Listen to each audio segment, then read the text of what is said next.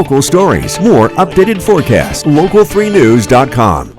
Those school bells are going to be ringing soon, and we're all hoping for a great start to the school year. But you know what? Troy Kemp, who is the new CEO at Chattanooga Prep, he's not hoping for a good school year. He knows it's going to be the best one yet. Welcome back to town. Well, thank you. Thank you for the opportunity. Good years, I'm talking about a great year. I'm talking about the world-class year, because that's what kids deserve. So I'm wanting to pick your brain on lots of levels. Troy and I have had a chance to chat off camera a little bit, and when I said to you, welcome back to town, you were at Macaulay. Yes. For years and years, and then you had this opportunity to head down to Atlanta to a school there called the Ron Clark Academy, and sort of their bent is to help train teachers. So you've got that to now bring back to Chattanooga Prep. Yes, it's a combination. I mean, when you think about Chat Prep, kids do better in places they want to be. Staff do as well. Parents do. So how do you create an environment that has a positive culture and climate that is designed specifically on what boys need, how boys learn best, to create an environment that's going to elevate them. Boys need structure. They need intentional plans. Football team gets out on the field. The coach has a playbook. They show it to them. They run through the plays. They do it a certain type of way so that they can't get it wrong if they try it. This is about creating great habits for life, and we have a tremendous opportunity to do that. You know, as you and I talk, there are countless other parents and grandparents watching who also have boys in their lives who they love. I think it's important to remember that they're boys. Yes. Even if they're a 17-year-old boy, they haven't been 17 yet. Is that fair to say? Yeah, I mean, the biggest thing for people to learn is that boys typically, their prefrontal cortex, their decision making, their CEO of the brain doesn't usually show up till about 25. So their gas is fine, but their brakes don't work very well. Right. And what that means is they learn by crashing into things. They do things before they think about them. They don't say what if enough. But that's not a negative thing. That allows them to be adventurous, and you need to learn how to embrace it. So novelty, for example, is a great way for boys to engage. What is that?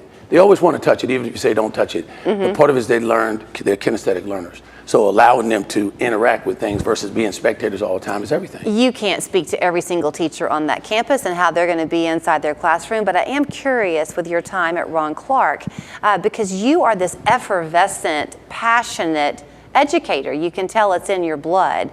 Is that part of the secret to success, is for your teachers to have that too? Yeah, I mean, excellence that you can scale is everything, right? You can, if you have one classroom that's on fire and everything else is ice cold in the building, that's not a great culture. So when you think about culture, it's like the thermostat on the building. What we've done for the past week and a half is the professional development we've done with our teachers.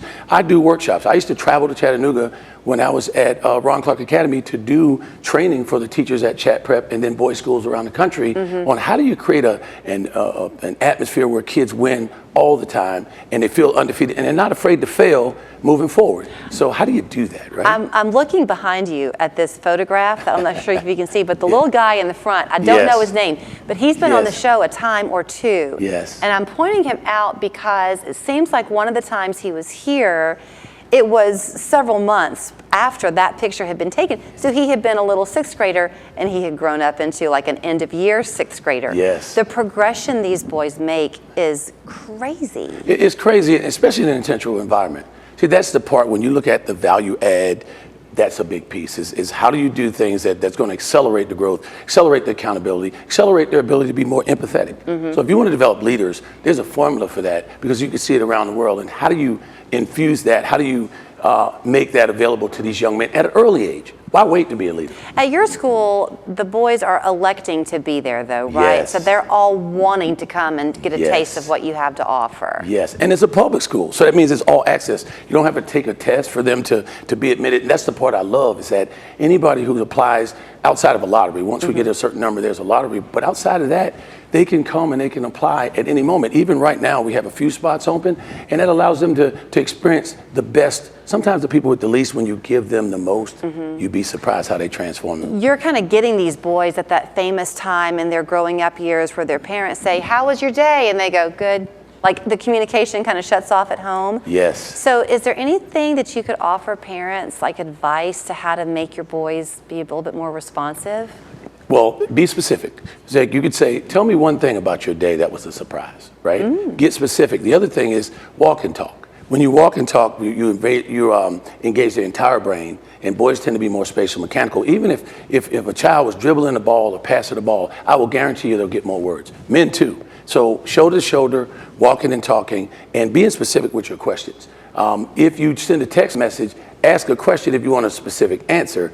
Otherwise, the answer is going to be yep or thumb or an emoji. So don't be, you get what you ask for. And I think that's the challenge, is that boys often understand what the job is, but they don't understand the assignment. And the assignment is the empathy.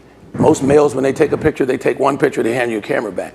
But married men, they take 5 or 6 pictures. Why? Because they learned that the picture is not for me, it's for the person who owns the camera.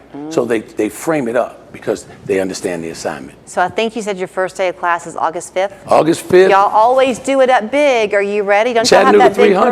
parade? It's a big parade. This is an opportunity for the community to come in and say, we're back, better than ever, right? This is the relaunch. It's like the sunrise. We're going to light this thing up because the kids need to know. We want the entire community of Chattanooga to come and clap for them and to cheer them on and let them know we're here for you. Because boys need, like I said, boys need a crew and a cause. They need a purpose, and they need to know that they can contribute to something larger than themselves and be a part of that.